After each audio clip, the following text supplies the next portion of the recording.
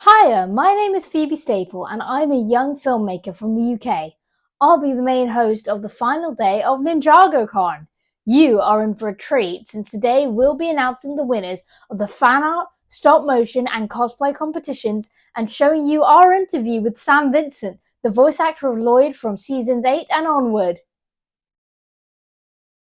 It's time to announce the winners of the stop motion, cosplay and fan art competitions. Every person who has entered these competitions has my utmost respect for their hard work on these amazing creations. Let's start with stop motion, something that has always impressed me. The dedication and time that these animators put into their creations is outstanding. These are the ones that have won the stop motion competition. We'll start with third place. This animation has a stunning storyline, awesome sets, and great music. I am so impressed by the entry by Agwen's LEGO Ninjago Blood Pass Chapter 3 Rusty Brotherhood. It is well deserving of third place. In second place is an amazing replica of the fight scene from Ninjago Season 14 Crystallized. It mimics the original so closely, with each shot having clearly been thought out long in advance. The backgrounds of the scene are beautifully made. I can see just how much time Spinjitzu Master Falcon has put into his stop motion animation, Ninjago Crystallized Wu vs. the Crystal King. It definitely deserves second place. And in first place is a beautiful recreation of a scene from Ninjago's most recent installment, Dragons Rising Season 2. Its resourceful use of props, for example stuffing fluff used as Cinder's smoke, and homemade Spinjitzu vortexes made of Lego are stunning. It deserves first place and so much more. So well done to Master 12 for achieving first place in the stop motion competition in NinjagoCon.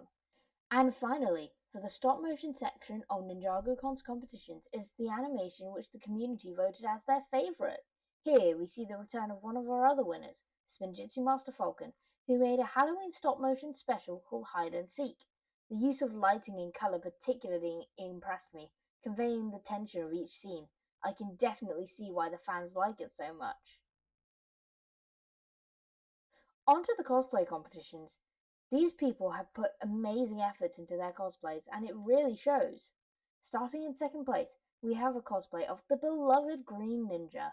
Edited in is a picture of green fire, reminding me of when Lloyd could wield all 4 elements of creation. This is really well put together, so well done to Ninja Nerd for earning second place. In first place, and as the community's favourite, is a beautiful cosplay of the cursed fan favourite Morrow. The attention to detail on this costume is immaculate, with the ripped shirt, blue undershirt, and even a perfect replica of Morrow's symbol attached on a belt. They even have a prop that looks like the realm crystal. Koro J is well deserving of first place in the cosplay competition. Congratulations! And now, for the final section of the competitions in NinjagoCon, fan art. The entries to this competition were amazing, and each artist should be very proud of themselves. On to the winners. First, in second place is a recurring villain as it seems to the entries to the competitions, Morrow and Lloyd. I love the art style used for the ghosts in the background, and the little eyes staring at the 2 lean green characters are a beautiful touch. Well done to Zulin for achieving third place.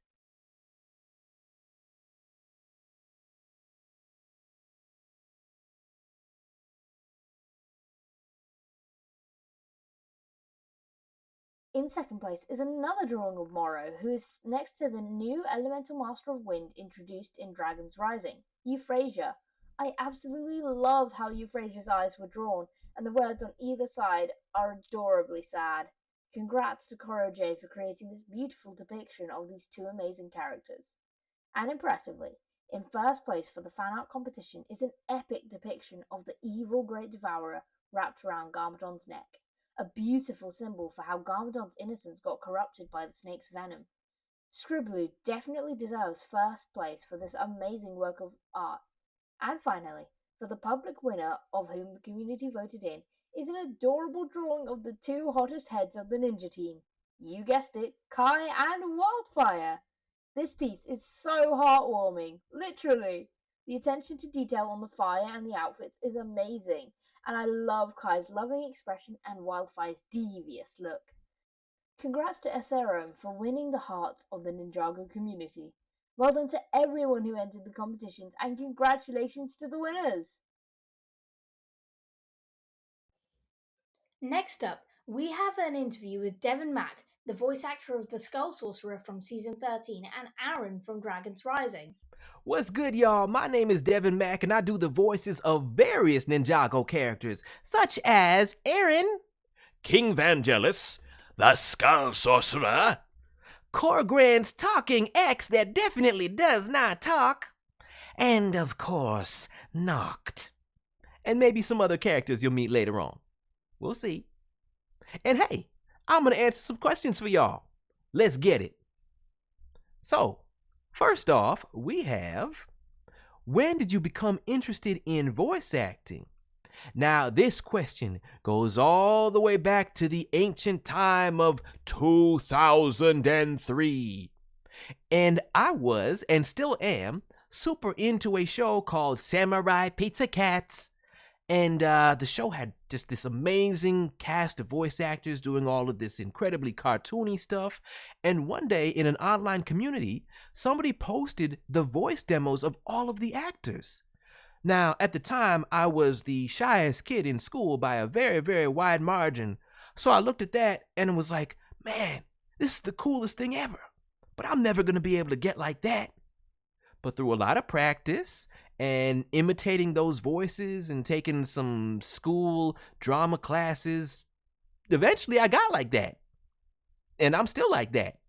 So life can be funny like that. What was your first role as a voice actor? My very, very first role takes us over to the ancient time of 1 year later, 2004, where I did the voice of United States Senator John Kerry in some kid's school project about U.S. politics. And I don't really know what he sounded like, and I probably didn't sound a whole lot like him. But it was good enough to get me my first bit of practice, and I had a great time doing it. And I'm going to say about 14 months later, in 2006, I had my first professional role, which was Lab Rat in a show called Grossology. Can you sing? And if yes, can you sing as Aaron? Now, I'll be the first to admit I don't really see myself as a professional caliber singer, but I like to think that I can carry a tune just, a little bit. So why don't we see what happens? The blood moon hits your eye like a snowberry pie. That's a bad day. You know what? I'm going to let y'all be the judge, but I tried. What do you think of Vangelis as a character? I had such a great time voicing that role. I like to think that he's a little bit of a complex individual who is two minds about things, if you know what I'm saying.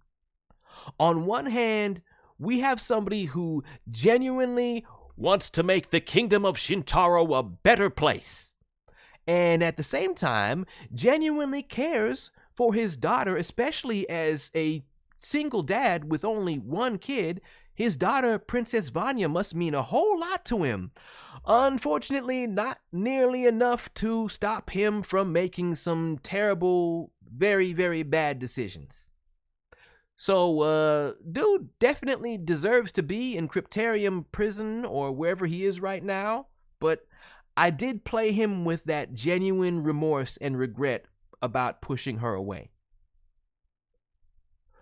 Do you think Vangelis deserved redemption and a family moment with Vanya in Crystallized?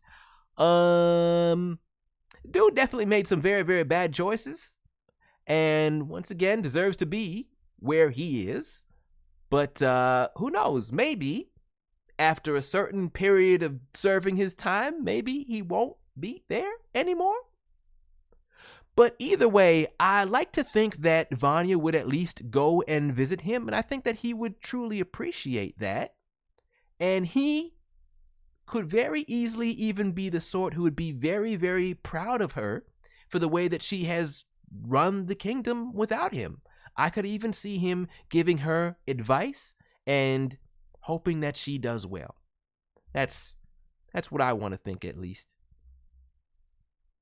What do you think of Eren? I think that Eren is the absolute goodest boy who did absolutely nothing wrong. And I'm sticking to it. On top of that, I could not be more honored by the fact that my personal pie baking hobby made its way into official Ninjago lore. So big shout out to Doc Wyatt on that.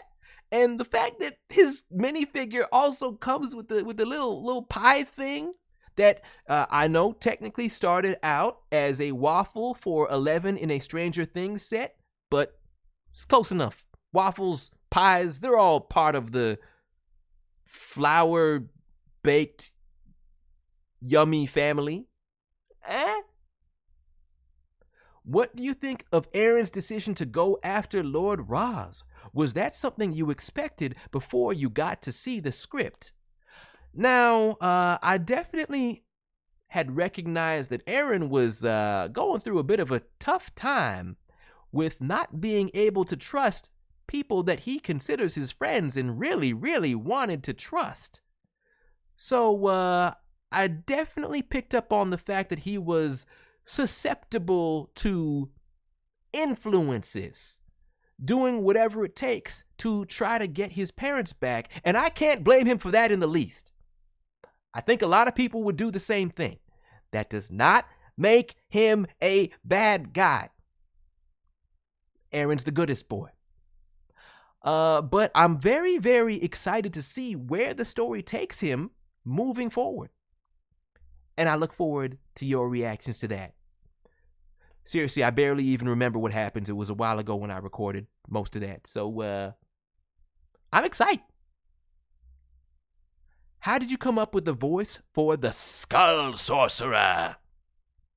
I was super duper into a show called Transformers Animated that came out in, I believe, the year 2007. And there is an actor by the name of Corey Burton who did this incredible voice for Megatron that sounded like this. It was very large and very intimidating. But there was also a classiness to it. And I'm like, that's so cool. I want that. So I basically am doing my impression of that, except maybe trying to make it a little bit more grotesque and frail and skull-y. Scully? Scully?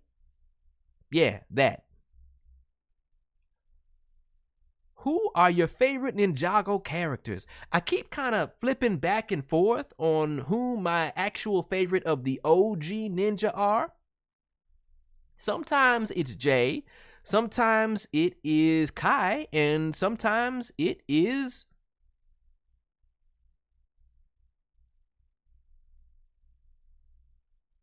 Zane. My brain froze for a moment.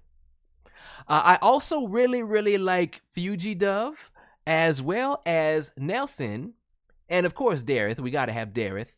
And I'm gonna throw Blazy H Speed in there as well. And of course Sora. Oh my goodness. Did I almost forget Sora? My brain is broken. My brain is broken. There's only so much brain that I can fit into this Lego form. Can you give us a hint of what will happen to Eren in Dragon's Rising Season 3? Nope. I'm sorry. I'm really, really, really trying my best to not get fired. Okay, maybe I'll just give you a little bit. There is a chance that a dragon, maybe even more than one, will rise. Bet you didn't see that coming, huh? Huh? I'm sorry. I wish I could give you more. But I hope y'all are hyped for the new season. We're getting there. New episodes real soon, baby.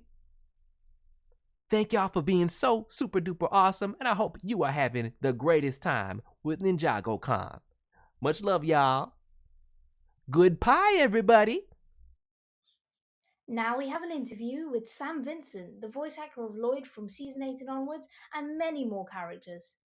Wow. Yeah. So, do you think that Lloyd would have that angsty side of his that would actually spark those emotions that me and my friend wrote and that my friend sang? Yeah, absolutely. I think that at this stage in Lloyd's journey, for sure, he is conflicted with those emotions. Obviously, he takes on so much responsibility for the people around him and the pain and suffering that is happening to other people. And he may tend to take too much of that on, but that's just his sense of responsibility. You know, when you add in the whole part of the story with Harumi and blaming Lloyd for the loss of her parents and that whole thing, feeling like he's being directly blamed for things that happened to them. And also I liked how the green and the purple, the contrasting kind of conflict, the part of him, you know, where he is human and Oni and dragon and feeling like he belongs to several different types of lineages, which makes him an interesting character and more conflicted. A lot of people identify with Lloyd because of all that conflict in his character, and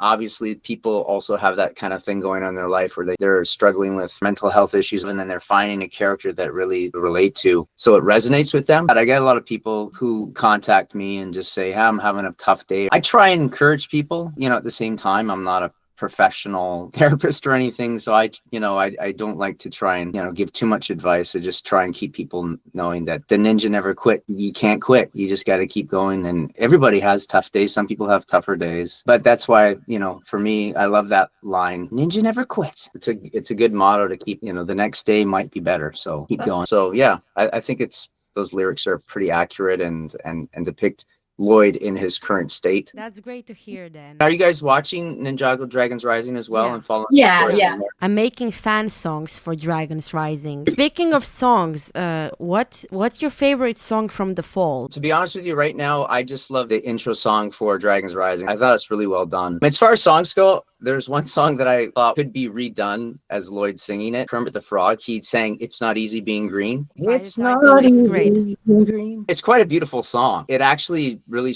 the lyrics themselves suit Lloyd as well, because I thought I might just do an acoustic version of that just for the fans, because it might be fun. Oh, do you play instruments then? Yeah, I play guitar a little bit. Oh, that's lovely. And sing a little bit. So I have done like little songs. I did kind of a joke song. People are asking, what do you think about Harumi? And what's your opinion on it? And I was like, I don't know. But I just did that Justin Bieber song. My mama don't like you and she likes everyone. And it was like, Wow. So I it's something- assume you can sing as Lloyd. Yeah. Oh yeah. I was recently watching Dragons Rising, and I just want to say that your voice acting of the nightmares in Dragons Rising season 2 was just amazing. Well, thank you. It's always fun to have those extra juicy kind of scenes where it's like he's having these bad visions of the blood moon and all that. A large reason why the voice acting is so good is James Corgle, our voice director, is very passionate about the show, and he really helps, you know, giving you extra information to really understand what's going on in the context. And so he's a great director and a guide to help all of us. Everybody on the show is just really good actors. When did you become interested in voice acting? I've been performing since high school. Like voice acting, I wouldn't say that it was something that started through my acting career, because I started in theater in high school, right, and I was doing theater, and then I got an agent from at the age of 15. I started to work professionally as an actor in Vancouver, and it was mostly on-camera performances. I had my first voice audition, and I wasn't even aware that, you know, that was a thing. I was like, oh, I have a voice audition. So I went to my first voice audition and I got the part, and it was for a anime show, a dub of a Japanese show called Dragon Warrior. So I did 13 episodes of that, and that kind of just got the ball rolling for me, just understanding that there was animation that I could get into, and I kind of had an affinity for that. I just really enjoyed it. So I just started to get more and more parts through animation. It was never like, oh, I dream of being a voice actor. I enjoyed voice when I was a kid. I loved cartoons, like so many of us do. My brother and I would do funny voices together and act and ham it up for our family, but I wasn't really thinking, oh, I'm going to be a voice actor. It kind of happens. That's so cool. Which voice acting role is your favorite? Right now, I mean, Lloyd is one of my favorite, just because he has so many rich aspects to his personality. He's a complicated and rich character. I love what Jillian did for the first 7 seasons, because she has this whole chapter of Lloyd's history of his life and all those things that she got to experience of Lloyd, I loved watching.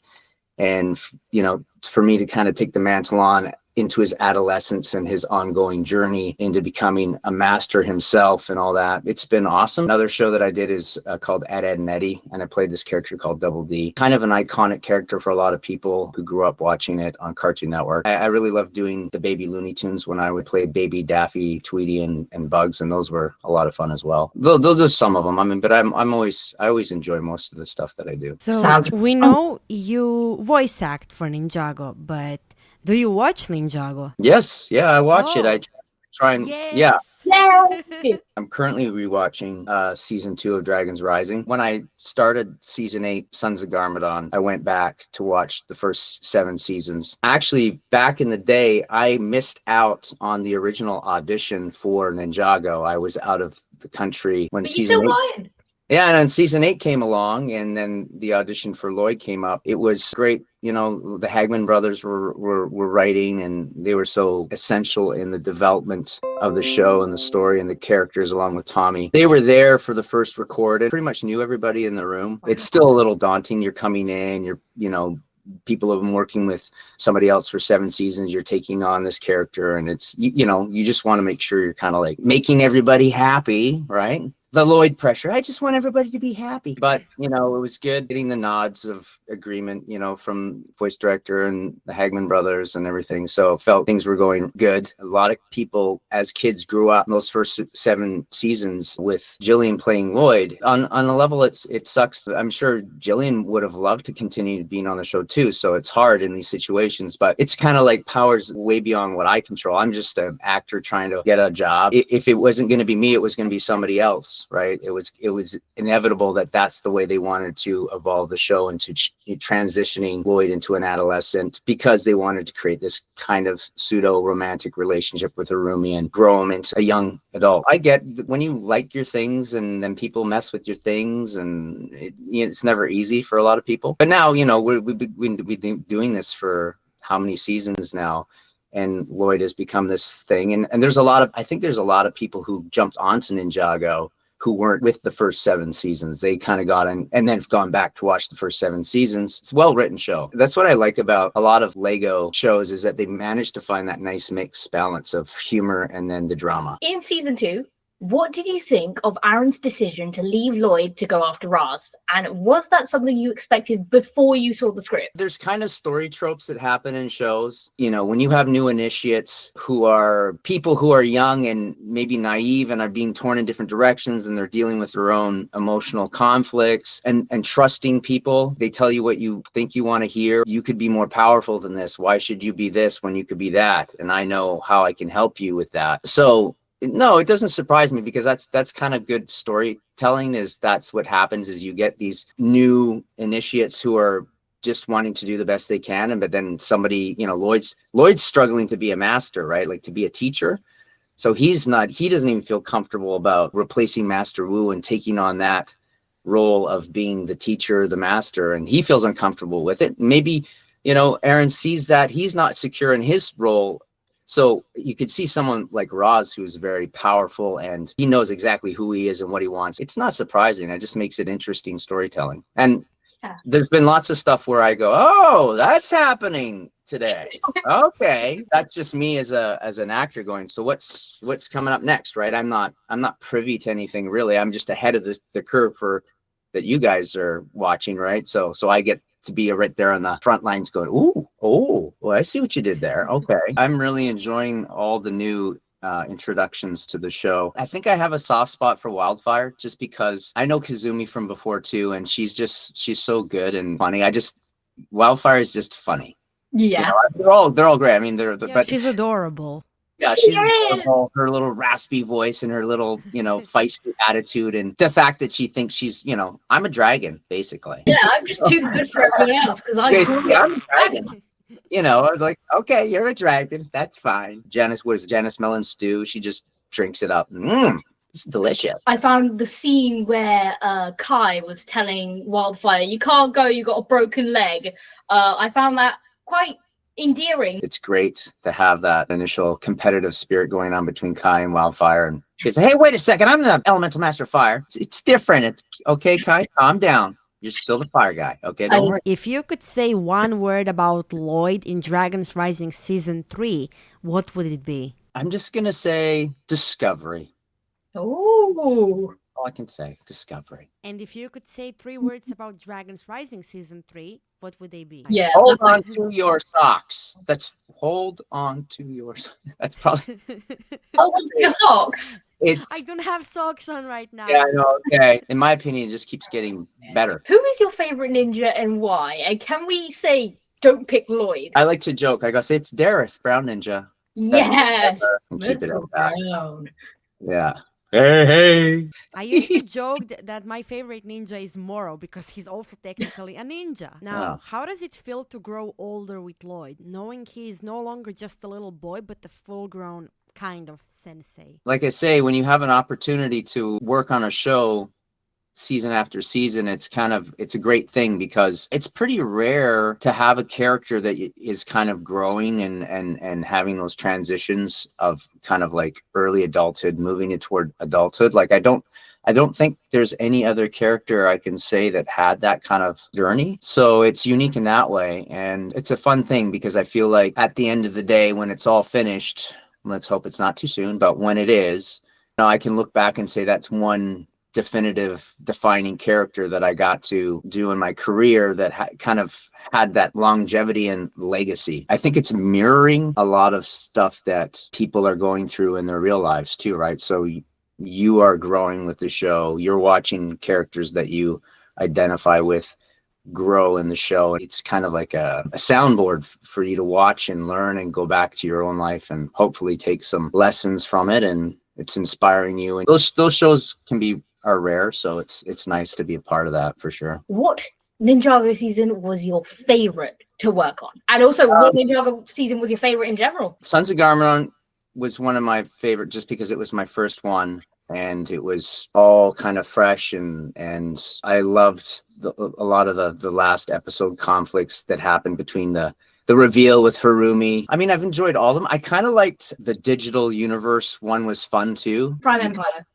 Yeah, because I liked the look of Lloyd's avatar with the mohawk and the whole thing. That was kind of fun to do. And it went into the kind of like, Prime Empire. Just going into the whole video game realm was kind of threw me back to like my stuff when I was like in the 80s. And then I believe Crystallized is the one where I have my conflicts with Garmadon and really delved into our relationship and the frustration of having him as a father. One of the funniest episodes ever for me when Mark Oliver had that relationship with that plant, the fern, and just like, and I was so, like plants aren't people. Come on.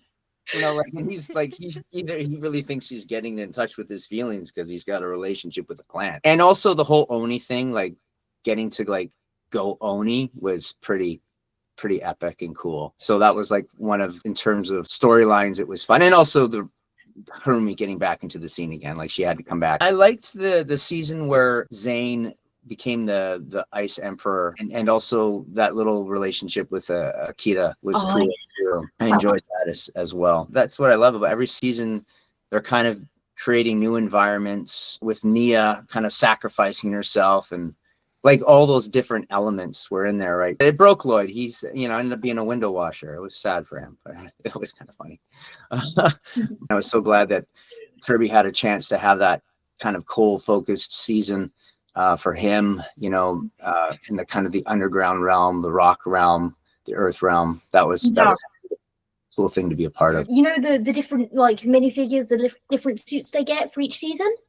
Yes. Which one is your favorite? And oh man, that's way too hard of a question. I'm sorry. No, I'm just. You can pause. I'm slowly kind of collecting them if I find them out in the wild, like because I have sets, but I'm not opening my boxes. It's hard to say which one is my favorite. I don't even know if this one exists, but I would like to find Lloyd, where he's the window washer. Oh, I don't know if there's an actual physical. I don't think there is. There should be. I think that would be a hilarious one to have. You could probably get it custom made. Comes with his own little squeegee, little bucket. No, yeah. But speaking It's got about that that, effect too. Sad look on his face. Oh, Going back to Prime Empire, one of my favorites is Lloyd with the mohawk, just because it's kind of against Lloyd's grain, almost looking like I'm not saying a bad guy, but like more of like, you know, SOG biker. yeah, tough those guy. If you were in Prime Empire, what kind of avatar would you get? I would probably rock a mullet and then have my Ooh. sides of my head shaved, like some going back retro, like 80s. And I'd have these big 80s sunglasses, like a cheesy wrestler out of the 80s or something. And then a bright lime green gym shirt and maybe just one giant earring dangling, something cheesy. Well, good luck. Thank you. thank And you. Keep enjoying it. through the screen. Yeah. Thank you so much. You're welcome. Ninja never quit. Ninja go! Ninjago! Whee! Ninjago! Hey everybody, Sote here again. I started this convention, so it's fair I end this convention. So I wanted to thank you all for joining in, whether you were an observer, a watcher, or whether you participated by submitting something. Yeah, I want to thank you for that, because I know majority of Ninjago fans don't know this con happened, and they will probably never even know. That's gonna be, you're a little minority who knows about this convention, but in my heart, what you did was make history for this fandom.